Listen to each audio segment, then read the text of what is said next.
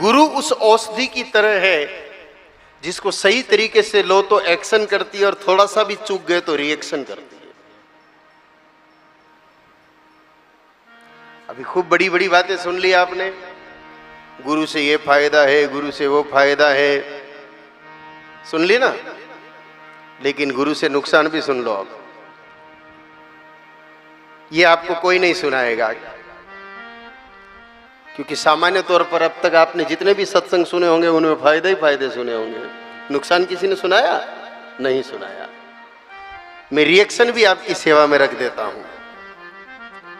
ब्रह्म पुराण के पूर्व भाग में रिएक्शन लिखा है, लिख लेना आप सब लोग, जाकर के ब्रह्म पुराण खोल करके देखना, नहीं तो आजकल इंटरनेट पे मिलती है, वहां ढूंढना, क्योंकि इस रिएक्शन को कोई बताता नहीं है। मैं बता रहा हूं इसलिए, बाकी तो सब सुनी सुनाई बातें, इसलिए आपको तुरंत विश्वास हो जाता है ये बात थोड़ी नई है, नहीं, लेकिन आपको थोड़ी नई लग सकती है।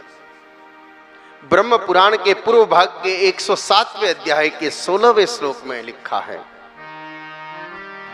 आयुर्विद्या धनम कीर्ति धर्मः स्वर्गादिकं च यत् तस्य नश्यन्ति वे सर्वं य नमस्यति वे गुरु। डीवाईएसपी साहब,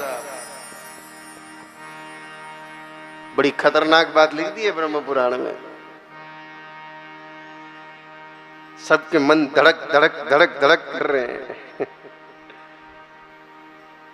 सुन लीजिए, इसका अर्थ सुन लीजिए। अगर किसी भी कारण से शिष्य से परेशान होकर के, गुरु व्यथित होकर के शिष्य के आगे झुक जाता है, हार मान लेता है या प्रणाम कर लेता है, तीन स्थिति। आप कहोगे कि क्या गुरु भी कभी शिष्य को प्रणाम करता है? हाँ, कई बार ऐसा हुआ है। परेशान होकर के, हार करके